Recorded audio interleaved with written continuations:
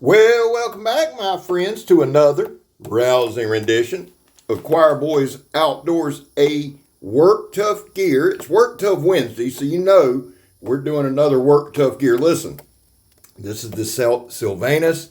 It is designed by Isaac Thill. If that name is familiar to you, he is the designer of the Night Hunter, which was one of the most well-received knives on this channel, and honestly, a knife that tested as good as any knife out there. Now, from what I understand, Isaac wanted not a smaller version, but he wanted a woods knife that was reminiscent of that Night Hunter, and I'm going to show you a comparison of the two. This is the Silvanus. It's in SK85. It has a Rockwell hardness of 56 to 58. The overall length is 11 inches. The blade length is 6 1/4 inches. The cutting edge is 6 1/4, so that's the same. Blade thickness is 0.187.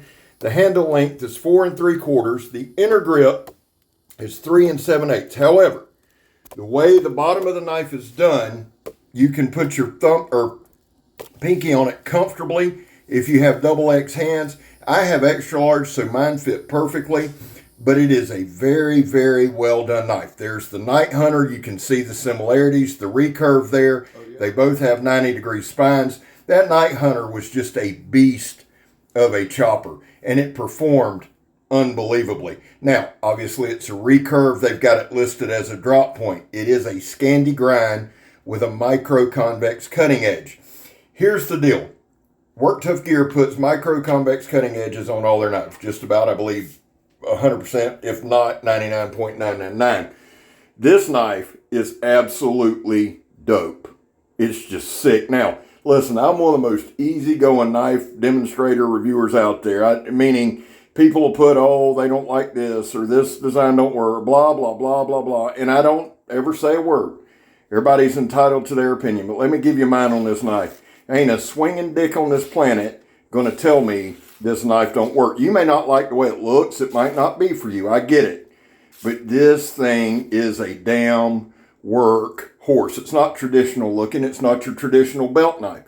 And somebody will say, well, it's not a bushcraft. Listen to me. You know what makes a bushcraft knife a bushcraft knife? Your skill set. Point blank, period. I love this knife. And again, it may not be for you. I understand. But my point is, it works. And you're going to see that it works. I think I titled this, Not Your Grandpa's Knife. It's not your common looking knife. It is a recurve. Right? It's got some different things. It's got that notch in the back. What is that? Well, one is a pot holder. One's to strip sinew. One if you need to pull nails.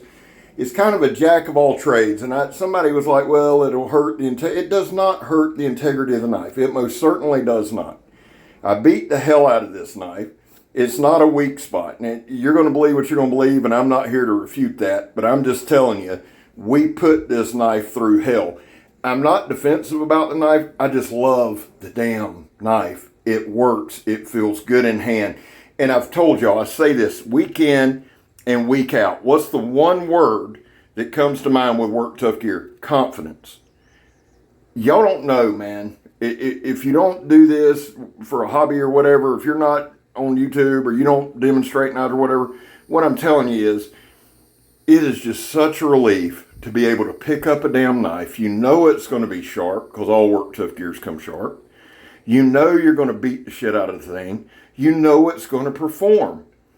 You know it is. That is a beautiful thing. Confidence in hand. I've said this a million times. I'll say it a million more. When my grandsons are old enough to go to the woods by themselves, they'll be carrying Work Tough Gear. They just will. Why? It's reliable. I particularly love this design. I like recurves anyway. Now, that is a personal thing. This is steel belted sandblast hose. And guys, if you're new here, what I try to do is I just kind of talk in generalities about the knife, what I like, what I don't like, blah, blah, blah. I always encourage you, if you're just focused on the knife, turn the volume down, watch the knife work. It's impressive as hell. Listen, before we get much further, there was a time in this country where 22 veterans a day took their own lives. Now, stats are everywhere. That's why on this channel, we focus on the number 0. What do I mean by that? I mean 0. Anything over 0 is simply unacceptable. Bets, we love you. You have a place here. That's all that means. We back the blue over here. We support Leo. It's a personal choice. You don't have to. I understand it. How do you do it, Scab? Well, we don't break the damn law. And finally, if you are an addict, never quit quitting. So I'm glad that thing was throwing wood chips because I didn't look at the camera like I should have.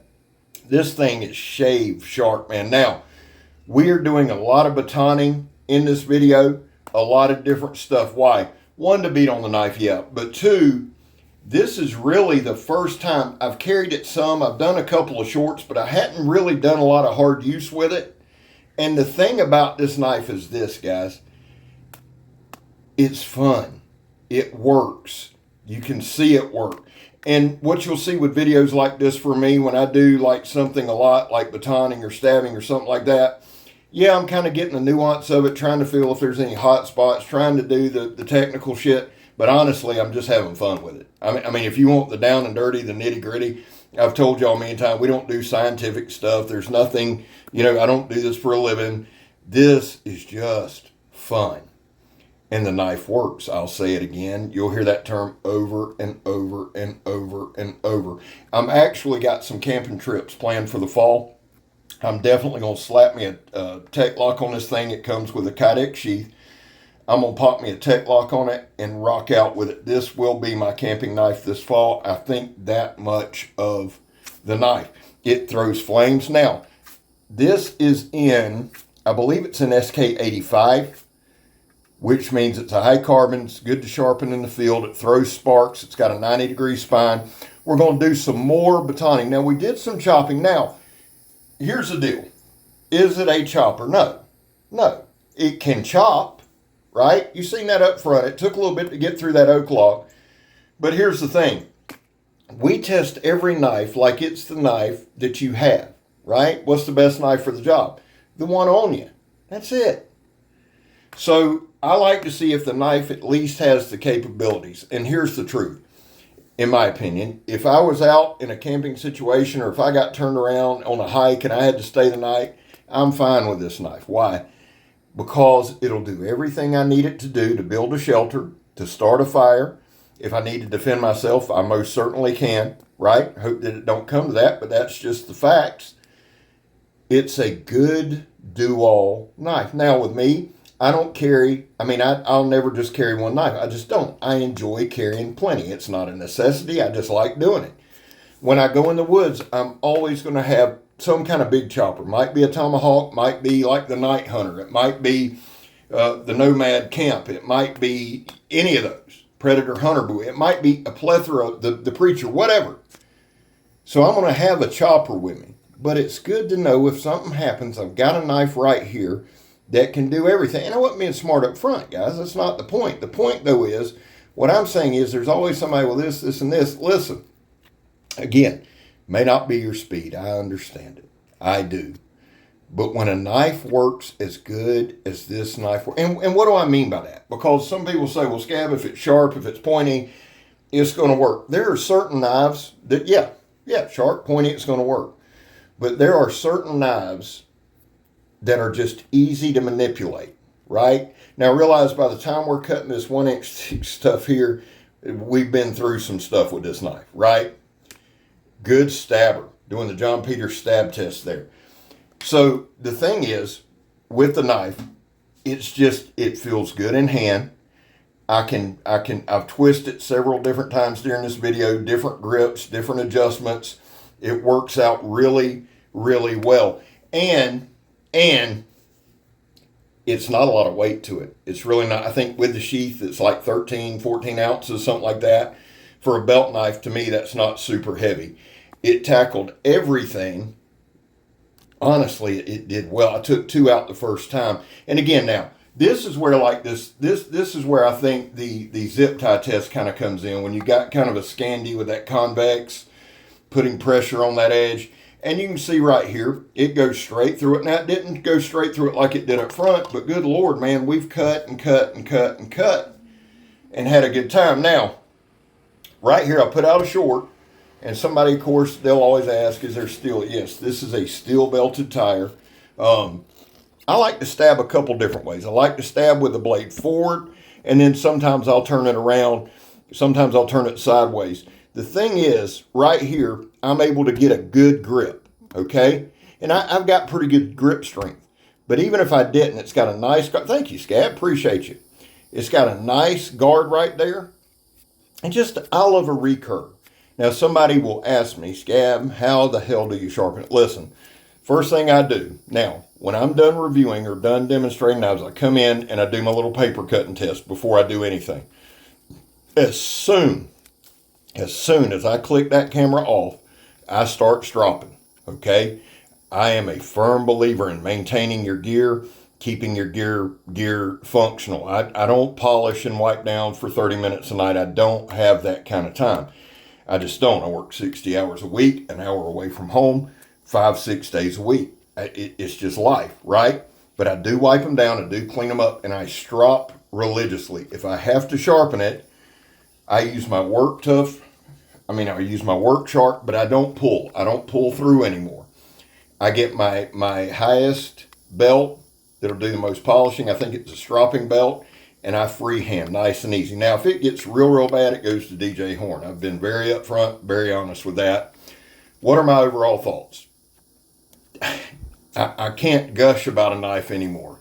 Here we're making some punji sticks for the kids. You know how much I love doing that. Guys, real quick, big shout out, Wingman 115. My Mount Laguna is off getting kind of spa treated, so I haven't been able to show it in a while. But John Heffron is one of the best dudes in this community. He's always positive. He's always there with an encouraging word. He's always there with support.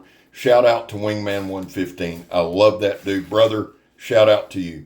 The next one, I got to make quick because we're running out of time. But listen, guys, you know the situation with Donnie B all day. I'm putting the video in the description. It's a 3.5-minute video. Please check it out. Please help. I've got some things coming that are going to be good for the community. We're going to help Donnie. We're going to get in the fight. But please check that out. Having said that, Isaac, Vic, y'all killed it. I'm Scab. You're not. And I'm gone, son. Woo!